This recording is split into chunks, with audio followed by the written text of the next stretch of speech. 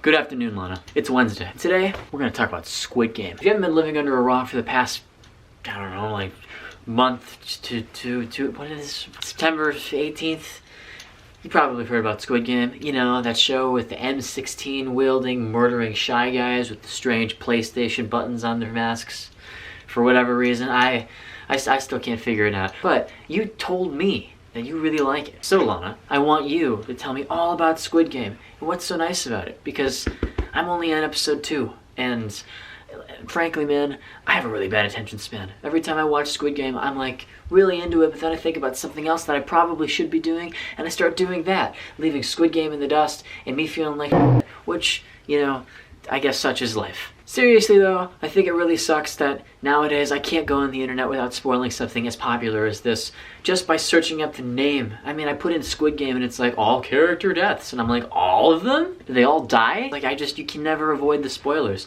Even, you know that Metroid Dread came out the other week? I'm trying so hard not to spoil that game, but every time I find a gameplay video, I'm like, holy crap, this is so good. And then somebody else in the comments is like, oh, Samus speaks Chozo in this one. And I'm like, well, I guess I'll never have that experience of, you know, Samus speaking Chozo on my own television screen. Somehow I did okay with The Last of Us though.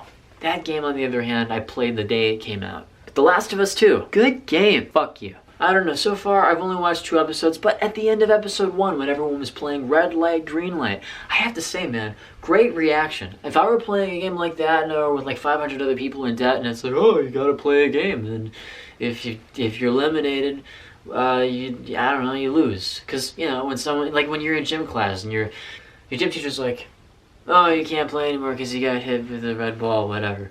You're eliminated. But suddenly, you're in a really vast space that looks oddly controlled, and the first guy who tries to cross the finish line in red light, green light, who ends up moving after the red light, gets shot in the head and dies.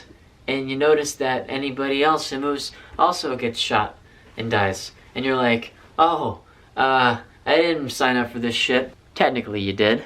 And everyone just starts fucking running for their lives, just, you know, huddling up against the door, getting shot all to fuck because they didn't listen to the rules. I mean, there were rules, and you didn't follow them, so you died. You know, that's how a game works, right? Right? Would you do the same thing? I don't know. If I were in that situation, I would definitely just continue to. I wouldn't even move. I would probably just.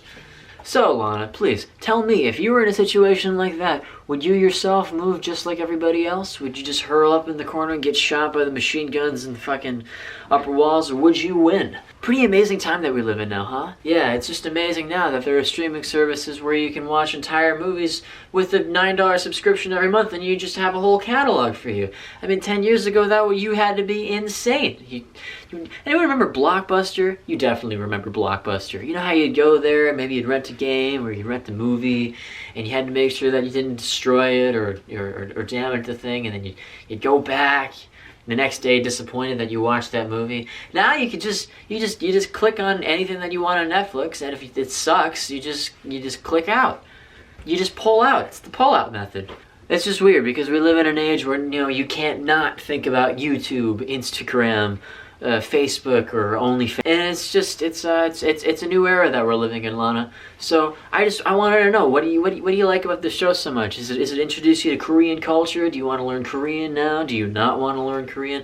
Do you like Sung Ji-hoon?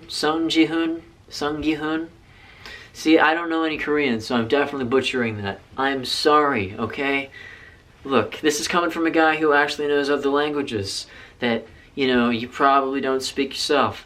As it turns out, we're speaking English in this video, and I'm using proper elocution to get my point across, so at least appreciate that I know how to express myself in English. Very interesting time that we live in now. I can't wait to finish the series, and I'll let you know my thoughts. Lana, I will see you later this week.